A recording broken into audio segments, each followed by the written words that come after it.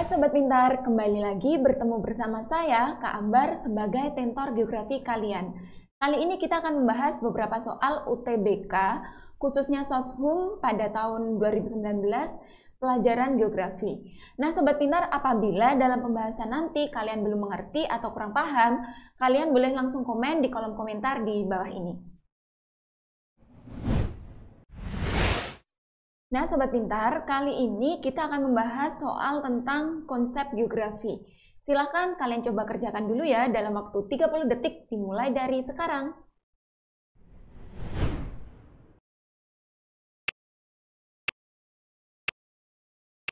Pertanyaannya, rumah iglo dan eskimo merupakan fenomena khas daerah tersebut. Pertanyaan tersebut termasuk konsep dasar geografi.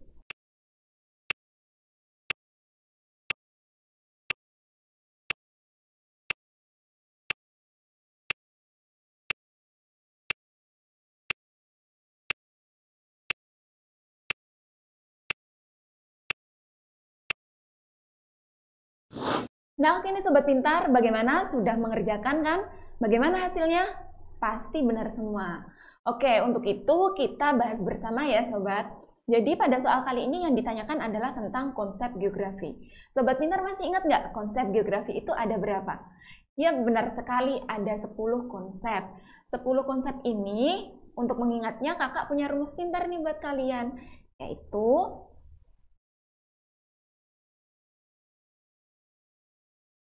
ya, ket, mo, polo, aksi, kedia, iket. Nah, Sobat Pintar, untuk jadi sini ini adalah singkatan dari konsep jarak. Konsep jarak ini dibagi menjadi dua, yaitu jarak absolut dan juga jarak relatif. Kalau jarak absolut biasanya diukur menggunakan satuan panjang, misalnya seperti kilometer, meter, dan lain sebagainya. Sedangkan untuk jarak relatif, ini biasanya digunakan menggunakan satuan waktu atau biaya. Kalau untuk waktu bisa menit atau jam, kalau biaya biasanya ongkos ketika menggunakan angkutan umum gitu. Lalu di sini ada di sini adalah keterjangkauan. Keterjangkauan. Nah, biasanya ini berkaitan dengan akses nih Sobat, yaitu kemudahan ataupun kesulitan dalam akses transportasi maupun komunikasinya. Lalu di sini ada mo. Mo di sini adalah singkatan dari konsep morfologi.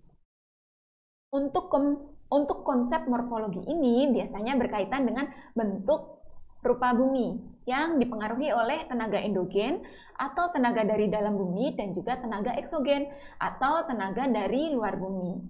Lalu di sini ada konsep pola. Nah, konsep pola ini berkaitan dengan bentuk. Bentuk di sini yang dimaksudkan misalnya seperti bentuk pemukiman. Bentuk pemukiman bisa sepanjang sungai, bisa sepanjang jalan raya, sepanjang pantai, dan lain sebagainya. Lalu di sini ada konsep lokasi. Nah, untuk konsep lokasi ini dibagi lagi menjadi dua juga, yaitu lokasi absolut yang didasarkan letak astronomis. Lalu untuk lokasi yang kedua adalah lokasi relatif, biasanya didasarkan oleh letak geografisnya. Lalu di sini ada aksi. Aksi di sini adalah singkatan dari aglomerasi. Aglomerasi. Untuk aglomerasi ini Sobat, biasanya berkaitan dengan pemusatan. Pemusatan yang dimaksudkan misalnya contohnya seperti pusat industri, pemusatan wilayah industri. Selain itu pemukiman elit, pemukiman kumuh, seperti itu contohnya. Lalu di sini ada ke ini adalah kegunaan.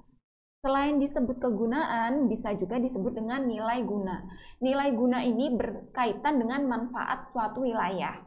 Lalu di sini ada dia. Dia ini adalah singkatan dari diferensiasi area. Diferensiasi area. Atau pengertiannya adalah setiap wilayah memiliki karakteristik atau ciri tertentu. Jadi ini masuk ke dalam konsep diferensiasi area. Lalu berikutnya I di sini adalah konsep interaksi dan juga interdependensi. Interdependensi. Nah, untuk konsep interaksi dan interdependensi ini merupakan hubungan saling tergantung dan saling keterkaitan antara wilayah satu dengan wilayah lainnya. Lalu di sini ada keterkaitan keruangan.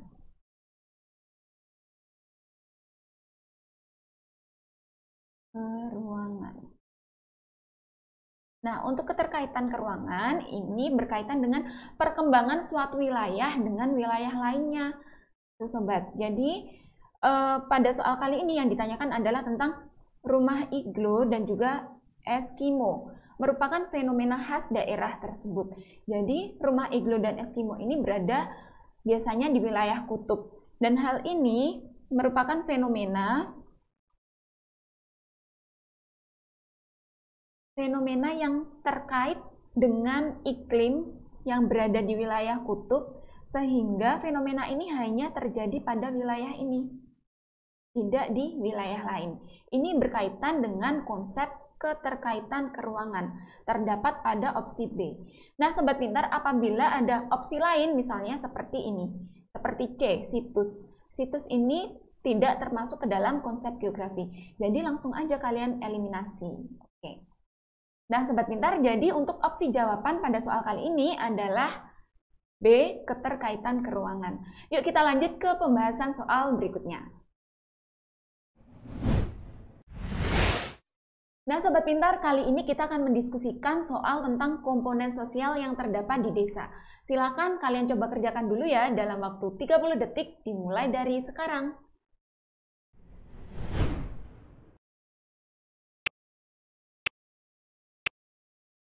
Pertanyaannya, berikut ini adalah komponen-komponen sosial yang ada di desa adalah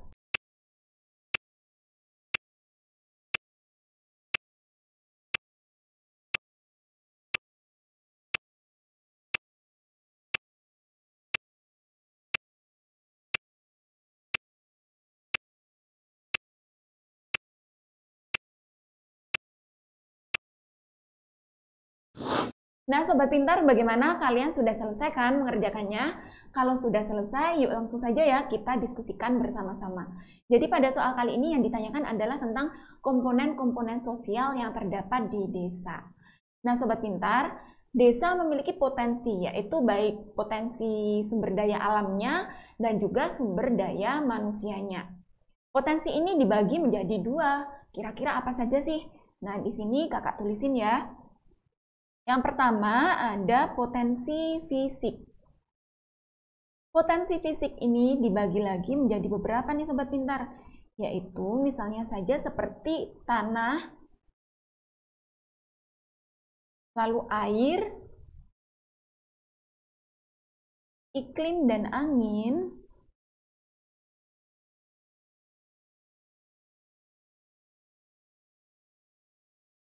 lalu berikutnya adalah manusia, dan berikutnya adalah ternak atau hewan-hewan ternak.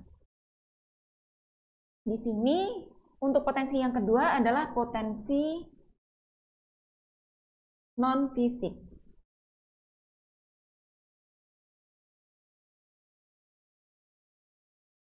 Nah, untuk potensi non-fisik ini bisa juga dimasukkan ke dalam komponen-komponen sosial.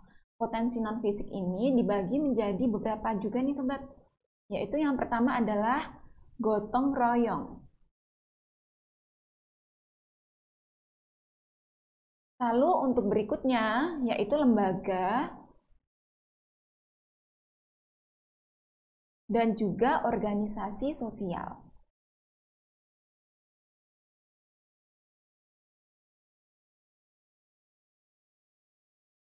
Dan yang ketiga adalah aparatur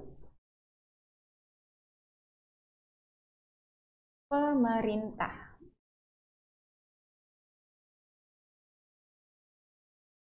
Jadi pada pertanyaan kali ini berikut ini yang termasuk ke komponen-komponen sosial atau yang termasuk ke dalam potensi non-fisik. Di sini opsi yang paling tepat adalah manusia, ini masuk ke dalam potensi fisik, berarti bukan. Yang kedua, lokasi daerah. Lokasi desa ini merupakan menyatakan suatu wilayah atau daerah, jadi ini juga termasuk ke dalam potensi fisiknya. Luas desa juga ya, potensi fisik. Keadaan tanah apalagi dia masuk ke dalam potensi fisik. Dan opsi yang paling tepat adalah E, aparatur desa. Oke Sobat Pintar, yuk kita lanjut ke pembahasan soal berikutnya. Nah Sobat Pintar, kali ini kita akan mendiskusikan soal tentang pengolahan tanah. Silahkan kalian coba kerjakan dulu ya dalam waktu 30 detik dimulai dari sekarang.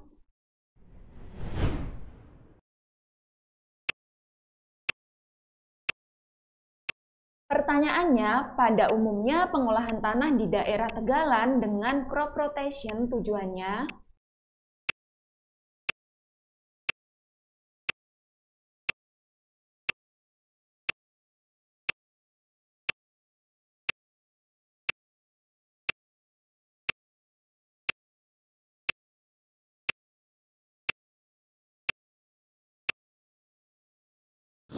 Nah Sobat Pintar, bagaimana kalian sudah mengerjakan kan? Gimana tadi untuk hasilnya? Pasti benar semua. Jadi untuk kali ini kita diskusikan dulu ya. Di sini yang ditanyakan adalah tentang pengolahan tanah di daerah tegalan dengan crop rotation. Nah, jadi pengolahan tanah untuk mengurangi dampak erosi itu dibagi menjadi dua nih Sobat. Yang pertama adalah pengolahan tanah dengan metode mekanik.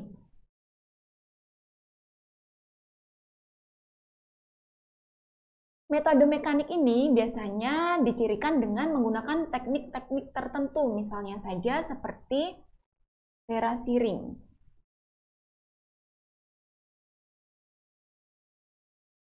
Lalu ada lagi nih, untuk wilayah yang memiliki kontur.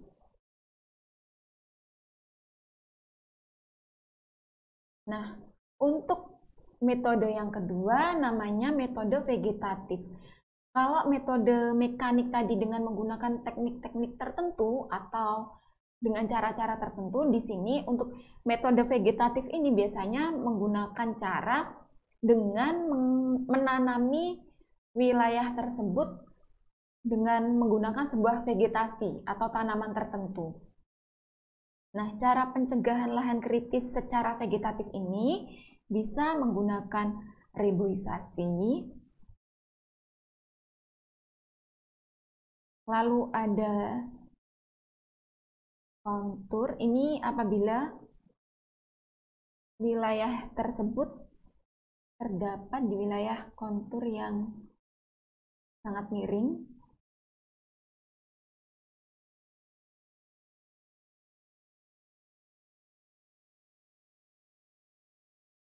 Ini bisa dengan cara penanaman searah garis kontur.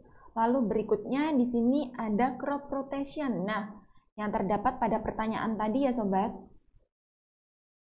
Nama lain dari crop rotation ini adalah pergiliran tanaman. Pergiliran tanaman. Ada lagi selain ini adalah pemulsaan. Pemulsaan ini merupakan metode dengan cara menutupi tanah dengan sisa-sisa tanaman. Ada lagi di sini buffering.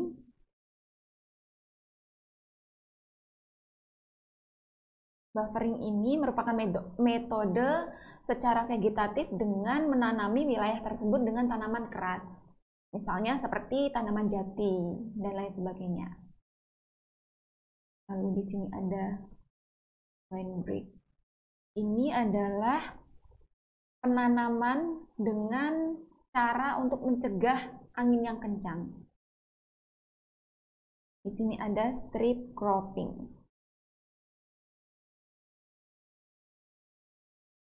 Ini penanaman searah tegak lurus jalur sungai. Lalu di sini yang ditanyakan adalah tujuannya ya, tujuan dari crop rotation atau pergiliran tanaman. Ini tujuannya untuk apa sih? Untuk yang A, mempertahankan kesuburan tanah. B, menambah kesuburan tanah. Kalau menambah kesuburan tanah biasanya dengan penambahan seperti pupuk gitu ya sobat. Jadi ini bukan. Yang C, menghambat gulma. Menghambat gulma. Tidak ya, bukan ini jawabannya. Lalu yang D, meningkatkan kesuburan tanah. Yang opsi B dan D ini hampir memiliki maksud yang sama, jadi ini bukan. Yang E, menggemburkan tanah. Menggemburkan tanah, bukan ya sobat. Jadi opsi yang paling tepat adalah A, untuk mempertahankan kesuburan tanah. Oke, yuk langsung saja kita lanjut ke pembahasan soal berikutnya. Nah sobat pintar, sebelum kita lanjut ke pembahasan soal berikutnya, kali ini kita akan menyimak video tentang bagaimana cara BMKG memperkirakan cuaca. Salah satu peran dari BMKG atau Badan Meteorologi, Klimatologi, dan Geofisika adalah memperkirakan cuaca. Bagaimana cara BMKG memperkirakan cuaca? Dan mengapa BMKG bisa mengetahui suatu wilayah tersebut akan terjadi hujan, cerah, ataupun berawan? Apakah BMKG mempekerjakan paranormal yang bisa meramal masa depan? Tentu saja tidak, sobat. Perhatikan suatu daerah ketika sedang cerah. Apakah sobat melihat awan di langitnya? Tentu tidak, karena langit di situ cukup bersih dari awan, sehingga sinar matahari yang menuju ke permukaan bumi tidak terhalang oleh awan. Perhatikan suatu daerah ketika sedang berawan. Apakah sobat melihat ada awan di langitnya? Ya tentu saja, karena langit tersebut penuh dengan awan sehingga sinar matahari agak terhalang oleh awan untuk menyinari permukaan bumi. Suasana agak sedikit remang-remang. Perhatikan suatu daerah ketika sedang terjadi hujan. Apakah sobat melihat awan di langitnya? Ya tentu saja, karena suatu daerah tersebut langitnya sangat dipenuhi dengan awan sehingga langit akan tampak hitam atau mendung karena sinar matahari terhalang untuk menerangi bumi. Berdasarkan hal-hal yang sudah kakak jelaskan tadi, dapat kita simpulkan bahwa suatu daerah dikatakan memiliki cuaca cerah, berawan, ataupun hujan jika dilihat dari awan yang terdapat di langit. Jika awan tidak ada atau dalam jumlah yang sangat sedikit, maka cuaca disebut cerah. Apabila awan dalam jumlah yang banyak, maka disebut cuaca tersebut berawan. Apabila awan dalam jumlah yang sangat banyak hingga mendung, maka cuacanya hujan. Nah sobat pintar, jadi itu tadi beberapa cara yang digunakan oleh BMKG dalam memperkirakan cuaca. Yuk kita lanjut ke pembahasan soal berikutnya. Nah sobat pintar, kali ini kita akan mendiskusikan soal tentang komposisi penduduk. Silakan kalian coba kerjakan dulu ya dalam waktu 30 detik dimulai dari sekarang.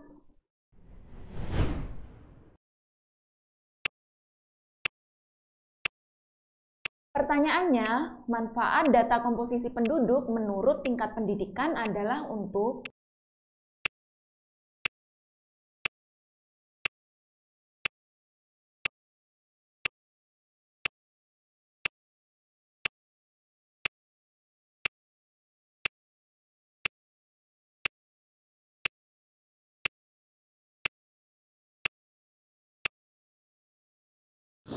Nah sobat pintar, bagaimana? Sudah selesai kan?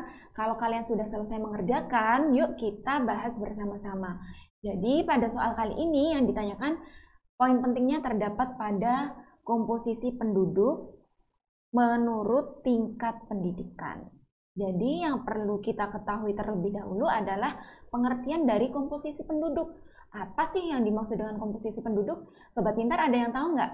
Jadi yang dimaksud dengan komposisi penduduk ini adalah penggolongan penduduk berdasarkan kriteria tertentu, dan salah satunya adalah berdasarkan kriteria pendidikan. Pendidikan ini biasanya dalam suatu negara digunakan untuk menentukan kualitas sumber daya manusia. Kualitas sumber daya manusia ya sobat, SDM.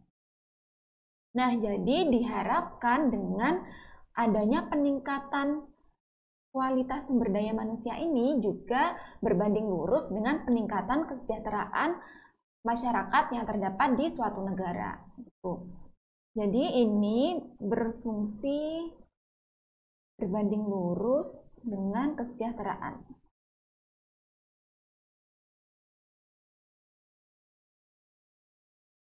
Terus dengan kesejahteraan. Sehingga diharapkan dapat bermanfaat untuk menghitung potensi tenaga terdidik.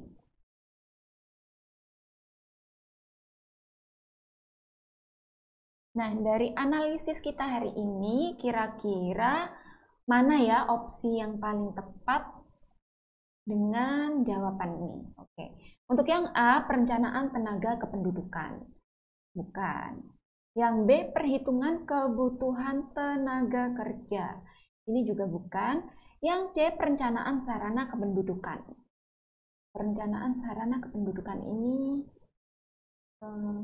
tidak ada keterkaitan juga dengan tingkat pendidikan. Yang D, perhitungan potensi tenaga kerja terdidik. Nah, ini nih sobat, opsi yang paling tepat terdapat pada opsi D. Jadi dari pertanyaan tentang manfaat komposisi penduduk, dilihat dari tingkat pendidikannya, opsi yang paling tepat adalah D, perhitungan potensi tenaga kerja terdidik. Oke sobat pintar, yuk kita lanjut ke pembahasan soal berikutnya.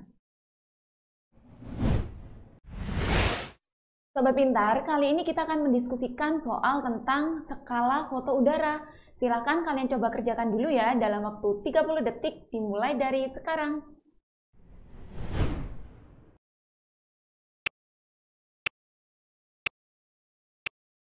Pertanyaannya, berdasarkan gambar di atas, berapa skalanya jika diketahui suatu objek dengan ketinggian di A difoto dari pesawat dengan fokus kameranya 100 mm.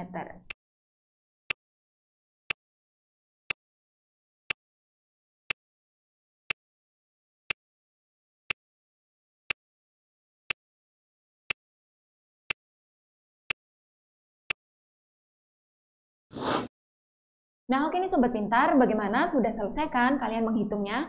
Kalau kalian sudah selesai, yuk langsung saja ya kita bahas bersama-sama. Jadi pada soal kali ini kita disuruh mencari skala dari sebuah foto udara. Di sini diketahui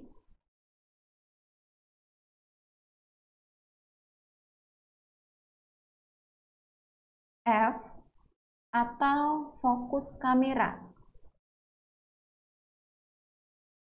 Fokus kamera. Nah, fokus kameranya terdapat di sini ya sobat. Ini yang diketahui 100 mm. Kita tulis dulu di sini. Lalu berikutnya di sini ada lagi yang perlu diketahui adalah H. H di sini adalah tinggi terbang pesawat.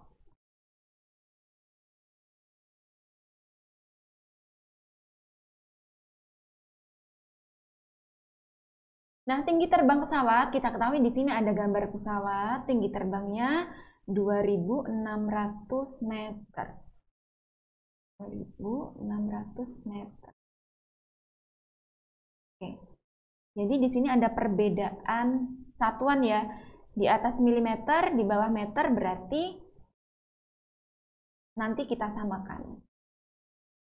Nah, berikutnya di sini ada H kecil. H kecil ini adalah ketinggian objek. Ketinggian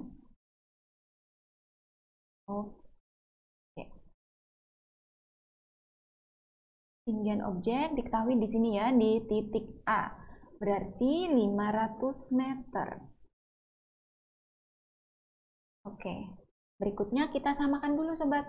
Di sini 2.600 meter dijadikan ke milimeter. Jadinya adalah 2.100.000 mm. Lalu di sini yang 500 meter ini menjadi 500.000 mm. Nah, lalu yang ditanyakan adalah S atau skala. Kita jawab di sini. Untuk mencari skala sama dengan fokus dibagi H besar dikurangi H kecil. Nah, fokusnya tadi 100 mm dibagi H besar dikurangi H kecil 2.600.000 dikurangi 500.000, nah, sama dengan 100 dibagi 2.600.000 dikurangi 500.000 adalah 2.100.000. Langsung saja kita coret. Ketemunya adalah 1 dibanding 21.000. Sobat pintar, apabila tidak dicantumkan ketinggian terbangnya, cara lain yang bisa kita gunakan adalah dengan rumus ini.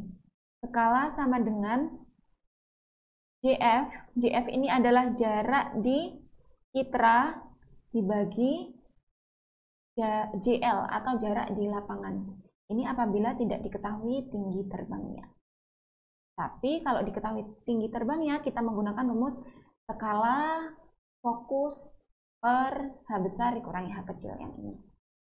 Jadi di sini dari pertanyaan berikut opsi yang paling tepat terdapat pada opsi D, yaitu 1 dibanding 21.000 nih sobat. Yuk kita lanjut ke pembahasan soal berikutnya. Nah sobat pintar, kali ini kita akan menyelesaikan soal tentang teori struktur kota. Silakan kalian coba kerjakan dulu ya dalam waktu 30 detik dimulai dari sekarang.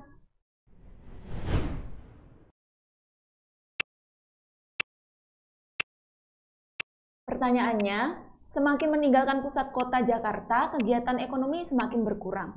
Sebaliknya, semakin memasuki Bekasi, kegiatan ekonomi semakin ramai. Pernyataan tersebut sesuai teori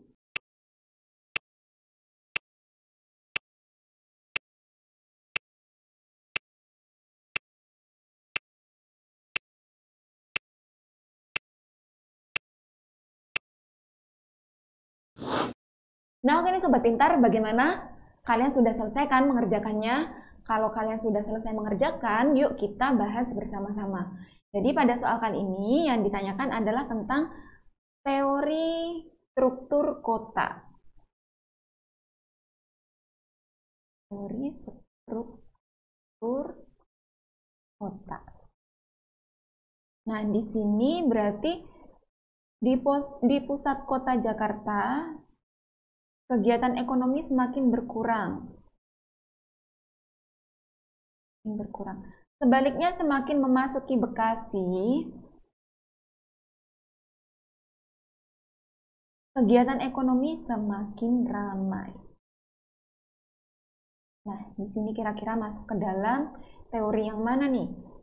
Untuk teori struktur kota dibagi menjadi beberapa nih sobat pintar. Ada teori konsentrik, sektoral, inti berganda. Nah, di sini kakak jelasin untuk yang teori konsentris atau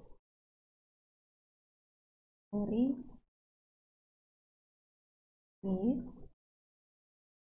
ini merupakan kota mengalami pengembangan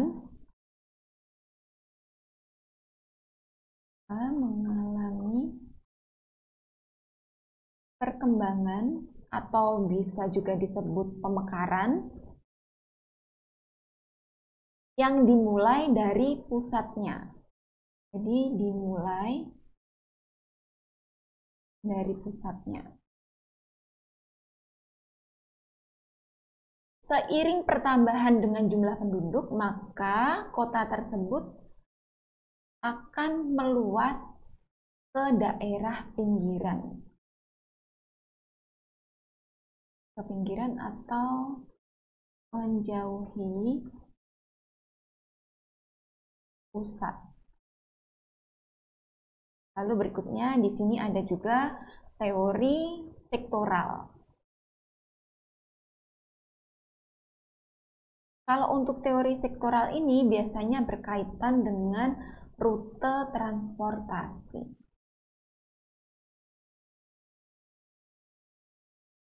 Sedangkan pada soal kali ini yang paling sesuai dinyatakan dengan pusat kota Jakarta yang kegiatan ekonominya semakin berkurang, lalu memasuki wilayah Bekasi yang semakin ramai. Ini yang paling tepat adalah teori konsentrik, terdapat pada opsi A.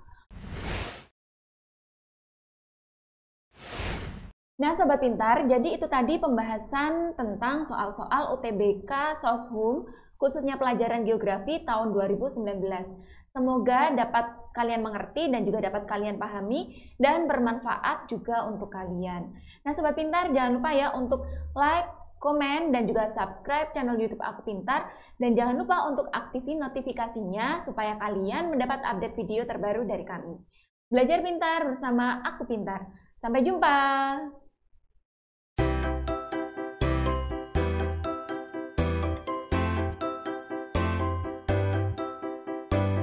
Belajar pintar bersama Aku Pintar.